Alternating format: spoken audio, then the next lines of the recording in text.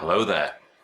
This video is called Am I an Apostate? And rather than me talking about whether I am personally an apostate, which probably many of you will have figured out by now already, I wanted to discuss that question from the point of view of you, the viewer. Because when you start to wake up from your indoctrination as a Jehovah's Witness, you might find that one of the first questions you begin asking yourself is it possible that I am an apostate? Or is the word apostate something I should want to embrace? This is one of the questions I certainly asked when I first started to wake up as a Jehovah's Witness, because obviously Jehovah's Witnesses are trained, are indoctrinated to not only resent but deeply fear the word apostate. It has huge connotations to it. There's an awful lot of mudslinging and stigmatization surrounding that word. So when you start to wake up as a Jehovah's Witness, you're not overly keen on the idea of embracing a word that you've been raised, indoctrinated to loathe, to hate. And here's why I believe you are an apostate if you reject your former beliefs as a Jehovah's Witness. It's nothing to do with what's in the Bible, it's purely a matter of definitions. So here is my little dictionary that my mum bought me when I was a teenager. And if I look up the word apostate, it says a person who is guilty of apostasy.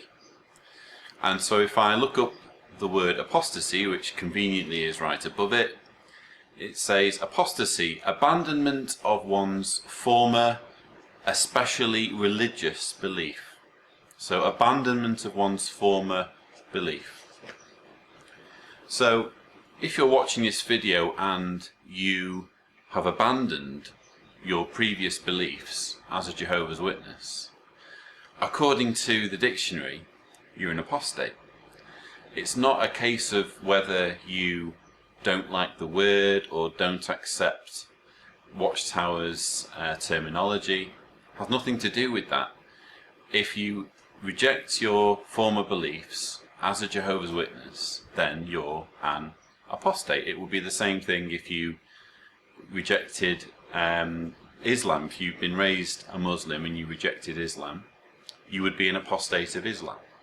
It has nothing to do necessarily with the rightness or wrongness of your beliefs. You may have beliefs now, or hopefully you do have beliefs now, that you consider to be superior to your previous beliefs. It has absolutely nothing to do with how valid, how correct your current beliefs are. If you walk away from your previous avowed religious beliefs, then according to the dictionary, I'm sorry to tell you, you're an apostate. And arguing about the word is a little bit like stealing something and saying, well, yes, I did steal this, but I'm not a thief. Well, if you steal something, then by definition, you're a thief. You may have been a thief just on that occasion. It doesn't have to define you for the rest of your life, but a thief is someone who steals something.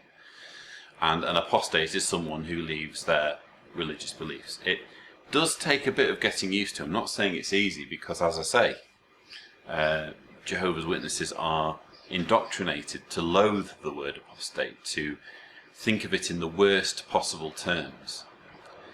But by acknowledging that the word apostate can be applied to you, you're not necessarily validating Watchtower's definition.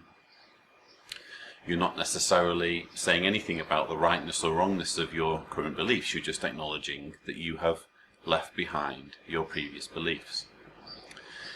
Now, thinking about Watchtower's interpretation of the word apostate, that's something a little different, because I would argue that if there's one or two things that you're not sure about, if you're a witness watching this video and you think, okay, I give you, there's one or two crazy things about the religion, but I still consider myself a witness, let's say you don't agree with the child abuse policy, or you personally don't agree with shunning, but you're still happy to go to the meetings week in, week out, go on the ministry, call yourself a witness, I would argue you're still a Jehovah's Witness. I would argue you're not an apostate, because surely it's okay to disagree with one or two things, but still on the whole embrace your religious affiliation. But that's not how Watchtower views you, because there was a letter sent out to all circuit and district overseers by Watchtower on September 1st, 1980. I've got the copy laminated here. I've referred to it in previous videos. But it said, keep in mind that to be disfellowshipped, an apostate does not have to be a promoter of apostate views. It went on to say, if a baptized Christian abandons the teachings of Jehovah as presented by the faithful and discreet slave, and persists in believing other doctrine despite scriptural reproof, then he is apostatizing.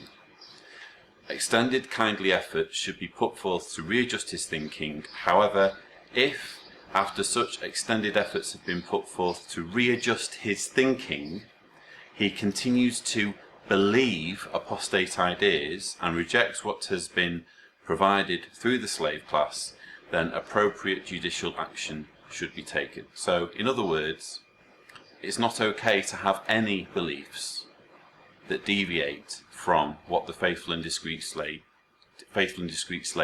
tell you. Your beliefs must conform in their entirety to what you are taught and what is in the publications.